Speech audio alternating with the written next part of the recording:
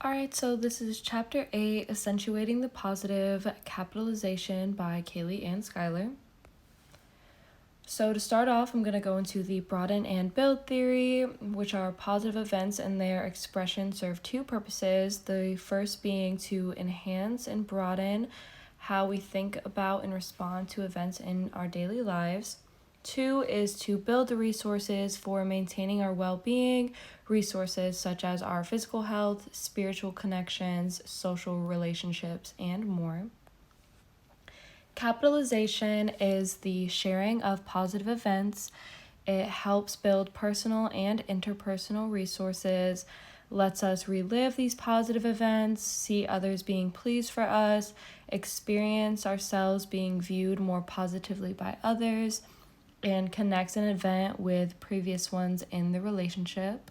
Relationships being our close relationships with our partners or friendships, anything like that.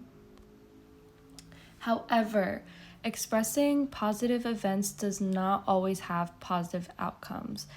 Its effects largely depend on the partner's response. A partner's response style can vary across two dimensions, first being active versus passive, second being constructive versus destructive. The first response style is active constructive response. It is engaging and thoughtful celebration in response to your positive event, elaborating with positive emotions and acknowledgement.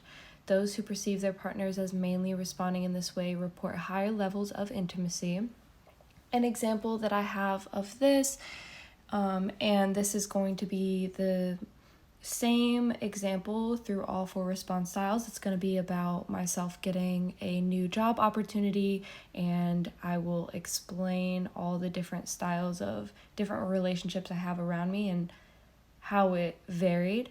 So with this first response style and getting this new job, I did tell my parents about it, and their response was over the moon, to say the least. They were very excited.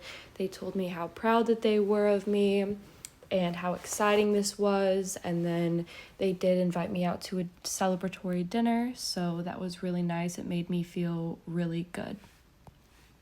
The second response style is passive constructive response. So it's avoiding any destructive sentiment in their response, but lacking in any engaging or elaborative positivity. So those who perceive their partners to mainly respond in this way report lower levels of intimacy, as the passive aspect tends to overshadow any constructive or positive aspects.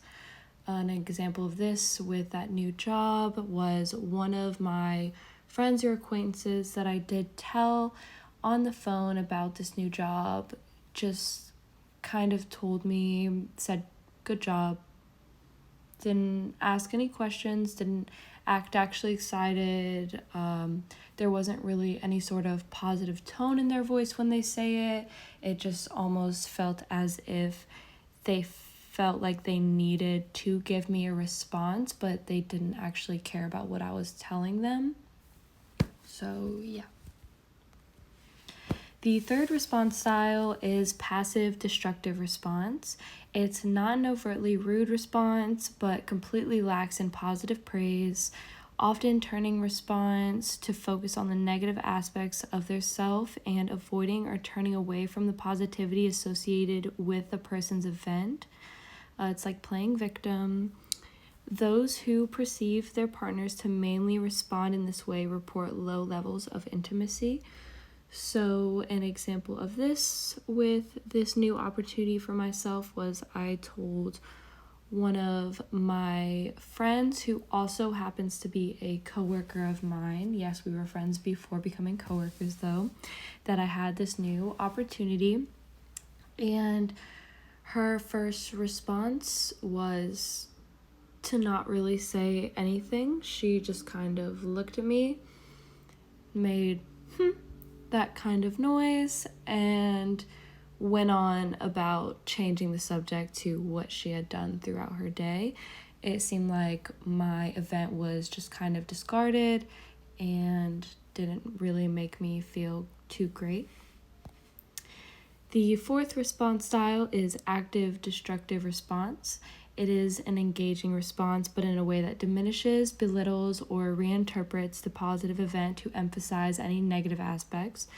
Partner's response intends to make the person feel bad about the event. Those who perceive their partners to mainly respond in this way report low levels of intimacy.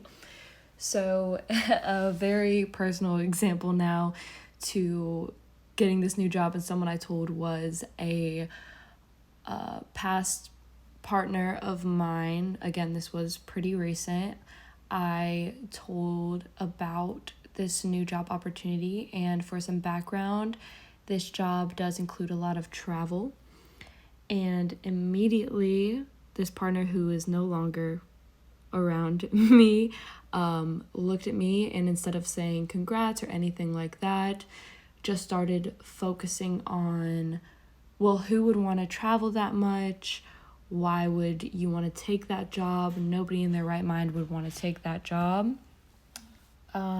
And just really focusing on the negative aspects of that to try and sway me away from wanting to stay with that, I guess. And yeah, it was just a very negative response, and I did not particularly enjoy that. Lastly, this is just a quick 1-minute video of Shelley Gabe and her research on capitalization and active constructive responding.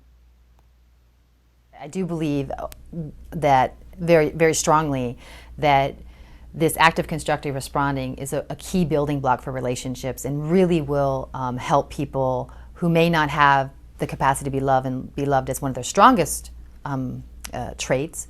It will help build up that capacity within them, because it is a very upward, in Barb Fredrickson's words, upward spiral type of process, where you start responding in an active constructive way. It leads to positive emotions in the other person, and back and forth and back and forth. We've seen this numerous times in our we bring couples into the lab, or friendships, dyads and things. We bring them into the lab, we have them have a conversation, share a positive event, and you can see this upward spiral of positive emotion happening as one person shares the event, the other person responds actively, constructively, and it just goes up from there. You also can see the flip side of that. One person shares an event, the other person responds in an active, destructive way or a passive way, and it's deflated immediately. The positive affect pretty much leaves the room.